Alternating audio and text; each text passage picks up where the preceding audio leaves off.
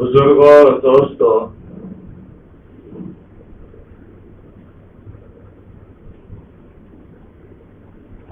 پورے سال بھر بندہ رمضان المبارک کے آنے کا اور اپنے گناہوں کو بخشوانے کے لیے اعمال کا ایسا منتظر ہوتا ہے جیسے کئی مسافتوں کے بعد اور کافی لمبے عرصے کے بعد کسی خاص مہمان کا انتظار ہوتا ہے۔ گویا یوں سمجھا جائے کہ جس طرح کے رمضان سال بھر کے مہینوں کا بادشاہ ہے، ہمیں اس کے آنے کا انتظار ایسے ہوتا ہے جیسے اپنے ملک میں دوسرے ملک سے کسی آنے کے بادشاہ کے آنے کا انتظار ہوتا ہے، اور اس کا والہانہ استقبال ہوتا ہے، اس کے ساتھ بڑے عقیدت سے پیش آتے ہیں، اور جتنا ہو سکتا ہے اس سے کئی گنا زیادہ اس کی ضیافت اور مہمان نوازی میں لگ جاتے ہیں۔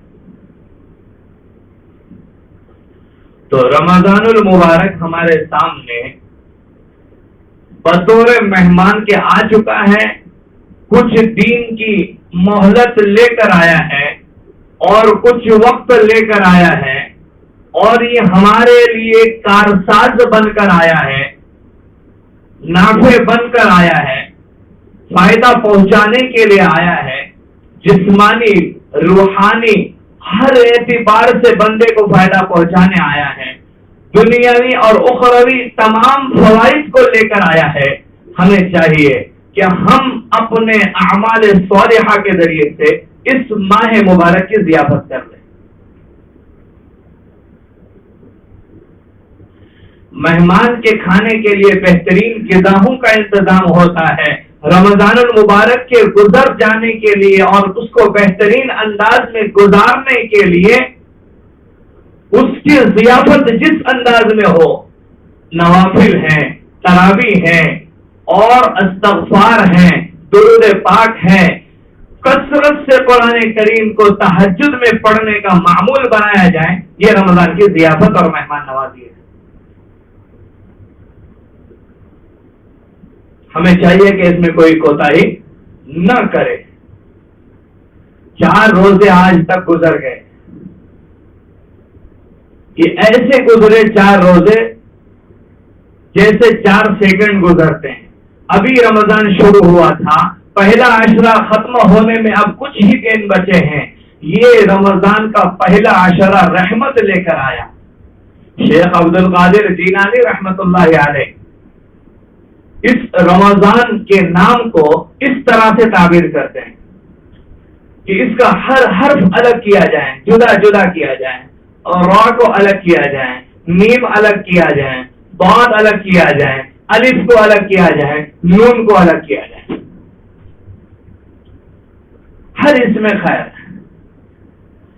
را سے مراد اللہ کی رحمت لیتے ہیں، میم سے مراد ایک طرف اللہ کی محبت لیتے ہیں تو دوسری طرف اللہ کی ملاقات لیتے ہیں، اور ضاد سے اس طرح تعبیر کرتے ہیں کہ اللہ خود بندے کا ضامن بن جاتا ہے، خود ضمانت اللہ تبارک و تعالی لے لیتے ہیں۔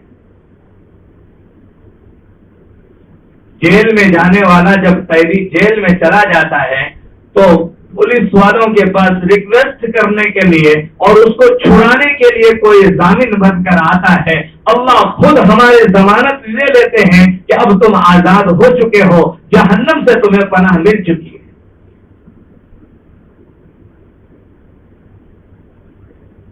الف سے الفت کی طرف اشارہ کرتے ہیں کہ بندے کو اللہ سے کافی الفت ہونی چاہیے، اللہ سے الفت، اللہ سے محبت، اور نون سے نور لیتے ہیں، کہ ساری رحمتیں بھی اس مہینے میں حاصل ہو جاتی ہے. پہلے عشرے میں اللہ کی مکمل رحمت ہم کو ڈھانپ لیتی ہے. اور میم سے جو تعبیر لیا اللہ کی محبت کے روزہ رکھتے رکھتے رکھتے بندہ اتنا قریب اللہ کے ہو جاتا ہے، اتنا قریب اللہ کے ہو جاتا ہے کہ وہ اللہ سے محبت کرنے والا اور اللہ خود اس سے محبت کرنے والے ہو جاتے ہیں. اسی لیے دوسری روایت میں فرمایا الصوم لی وانا اجزی بھی. ایک روایت میں فرمایا وانا اجزا بھی، روزہ میرے لیے ہے اور میں اس کا بدلہ عطا کروں گا، یعنی کہ میں خود اپنے آپ کو پیش کروں گا. جیسے کہ شاعر نے کہا ہے توحید تو یہ ہے کہ خدا حشر میں کہہ دے یہ بندہ دو عالم سے خفا میرے لیے ہے. روزہ ہم نے اللہ کی رضا کے لیے رکھا اور اللہ ایسے راضی ہو گئے. کیا مطلب روزے کا؟ اللہ کی رضا. روزے کا مطلب اللہ کی رضا. اللہ ایسے راضی ہو جاتے ہیں، اپنے آپ کو پیش کرتے ہیں. بندے مانگ لے مجھ سے جو چاہیں، میں تجھ سے راضی، تو مجھ سے راضی. ظاہر میں یہ خطاب ہمیں نہیں ملتا، لیکن قرآن کریم کے الفاظ بتاتے ہیں کہ رضی اللہ عنہم ورضوا عنہ کا خطاب صحابہ کو ملا تھا. اور دبے الفاظ میں یہ کہا جائے کہ روزے دار کو اس معنی کر اللہ اپنی رضا حاصل کرا دیتے ہیں. اور ملاقات اگر تعبیر کرتے ہیں تو ظاہر سے بات ہے، حدیث میں فرمایا للصائم فرحتان، روزے دار کے لیے دو خوشیاں ہیں، دو خوشی حاصل ہوتی ہیں. ایک تو افطار کے وقت اسے خوشی حاصل ہوتی ہے، ایک تو روزانہ کا افطار، اور ایک افطار ہو کہ عید کا چاند نظر آ گیا، اب رمضان چلا گیا، اب ہمیشہ کے لیے افطار ہے. اور دوسری خوشی جو بندے کو حاصل ہوتی ہے وہ اس نیم سے تعبیر کرنا چاہ رہے ہیں وعند لقاء ربہ، اپنے رب کی ملاقات کے وقت بندے کو خوشی حاصل ہوتی ہے. بندہ گنہگار ہو، خطا کار ہو، مجرم ہو تو وہ اپنے آقا کے سامنے کیا ایسے حال میں کھڑا ہوگا، لیکن اور اس کو کیا خوشی حاصل ہوگی. لیکن نیکوکار ہو، گناہوں سے پاک و صاف ہو کر جب دربار خداوندی میں آ چکا ہو، اللہ کی بارگاہ میں آ چکا ہو، اللہ کی رضا حاصل ہو چکی ہو، تو پھر اسے خوشی ہونا لازم.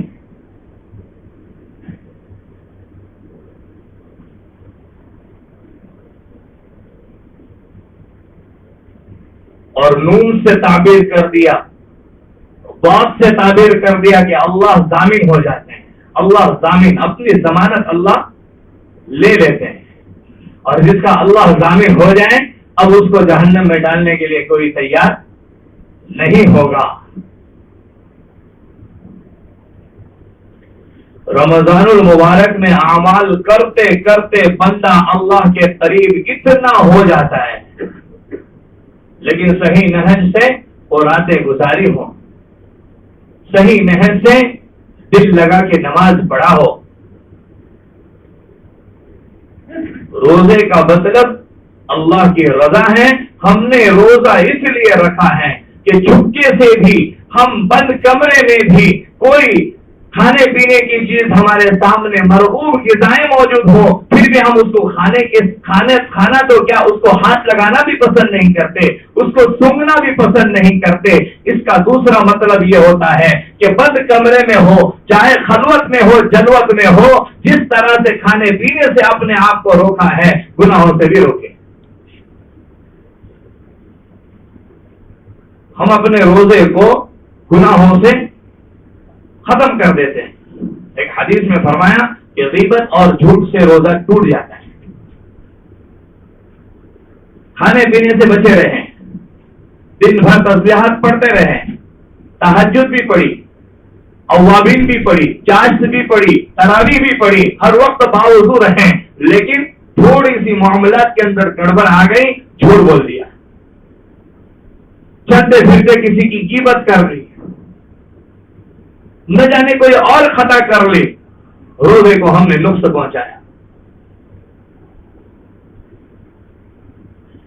تو جس طرح کھانے پینے سے، مشروبات سے، معقولات سے ہم پرہیز کر لیتے ہیں، بندے کو چاہیے کہ ان گناہوں سے بھی بچ جائیں، تب اصل روزے کا مقصد حاصل ہوگا۔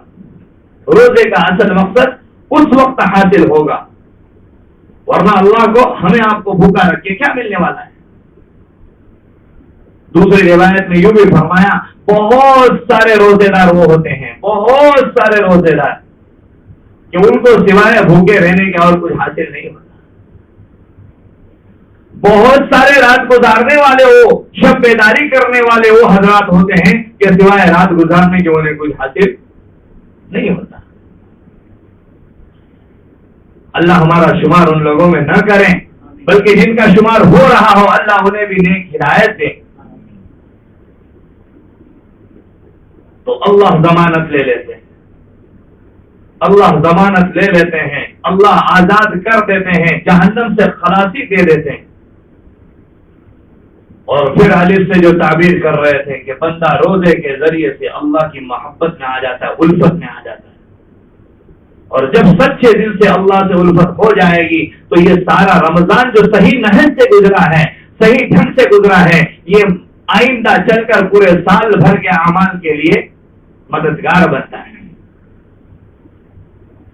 جس سے جتنی محبت ہوتی ہے اس کا کام اتنی آسانی کے ساتھ اور وقت نہ ہو پھر بھی فرصت نکال کر، اور کتنا ہی دشوار ہو پھر بھی اس کو آسان بنا کر کیا جاتا ہے۔ یہ دنیا کا طریقہ ہے۔ تو جب اللہ سے محبت ہوگی تو ہمیں نماز کے لیے وقت نکالنا آسان، جب اللہ سے الفت ہوگی تو سارے سال بھر اعمال کرنا ہمارے لیے آسان، اللہ سے محبت ہوگی تو سارے سال بھر تہجد کے لیے اٹھنا آسان، اللہ سے محبت ہوگی تو اللہ کے اتارے ہوئے کلام کو پڑھنا سال بھر ہمارے لیے آسان۔ یہ رمضان ہمیں ٹریننگ دیتا ہے، سال بھر کی ٹریننگ، ورنہ اللہ کو ہمیں بھوکا رکھ کے کیا ملنے والا ہے؟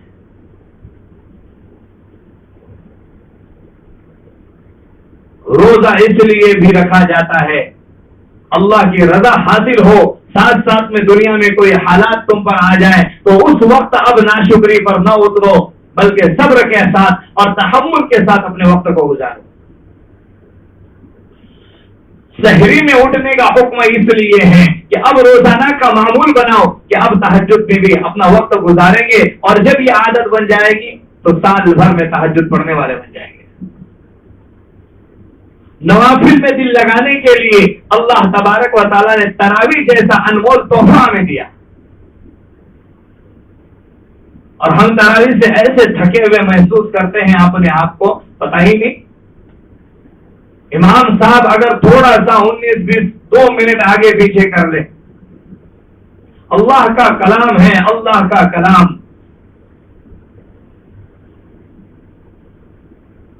کلام الملوکی ملوک الکلام،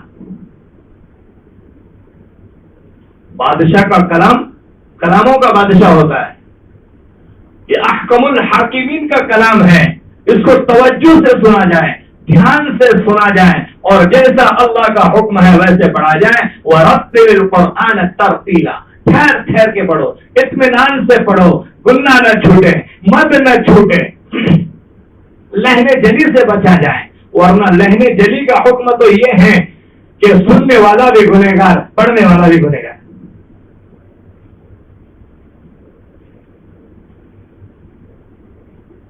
تو تراویح کے اندر انسیت پیدا کرے، اپنے آپ کو نماز میں لگائیں۔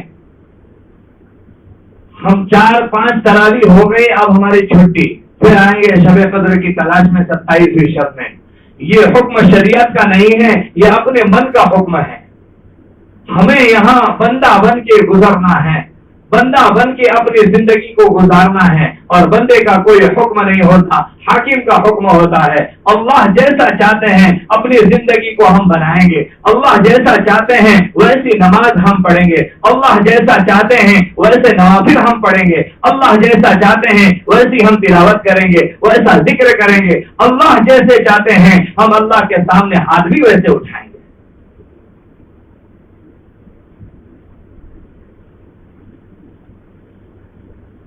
تو الف سے الفت مراد لیا کہ روزے دار کو اللہ سے محبت ہو جاتی ہے، الفت ہو جاتی ہے. اور اگر اس کی حقیقت دیکھی جائے تو اللہ والوں کو دیکھا جائے، اس الفت کی حقیقت دیکھی جائے تو اللہ والوں کے واقعات پڑھے جائیں. آج بھی بزرگان دین ہمارے ساتھ موجود ہیں، ہمارے سامنے موجود ہیں، ہم ان کی راتوں کو دیکھ لیں. نبی کریم صلی اللہ علیہ وسلم ان راتوں میں خود بیدار ہوتے تھے.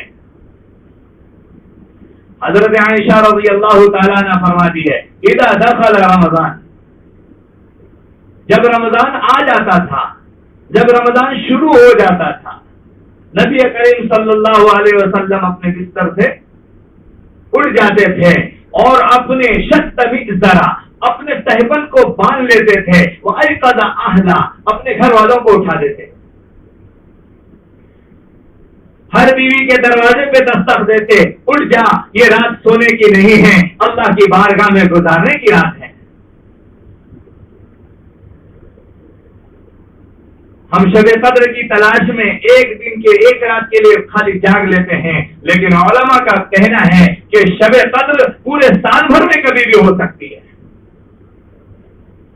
رمضان میں بھی ہو سکتی ہے، غیر رمضان میں بھی ہو سکتی ہے. تو اب رمضان میں اگر ہم اللہ کے لیے جاگیں گے، اللہ کے لیے قرآن کریم کو پڑھیں گے، رات رات نوافل پڑھیں گے، تہجد پڑھیں گے، تو سال بھر ہم کو یہ اعمال کرنا آسان ہوگا اور شب قدر کو حاصل کرنا ہمارے لیے کوئی دشوار نہیں ہوگا. اور پھر یہ ایک چیز بتلائی، نون سے مراد لیا، نون سے مراد لیے نور کو، کہ اللہ کا نور حاصل ہو جاتا ہے.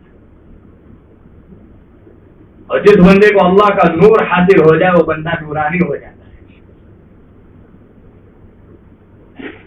اور جو نورانی ہو جائے اس کی نور سے دنیا فائدہ اٹھاتی ہے. تو اللہ کا نور حاصل ہو جاتا ہے بندے کو، روزے کے ذریعے سے، نماز کے ذریعے سے، تلاوت کے ذریعے سے، اعمال کے ذریعے سے. ساری بات کا خلاصہ یہ کہ بندہ اتنا نور حاصل کر لیتا ہے، اتنا نور حاصل کر لیتا ہے کہ اس کے نور سے اس کے گناہ اب ایسے ڈھک جاتے ہیں اور وہ نور ایسے چمکنے لگ جاتا ہے کہ اس کے گناہ کسی کو نظر ہی نہیں آتا.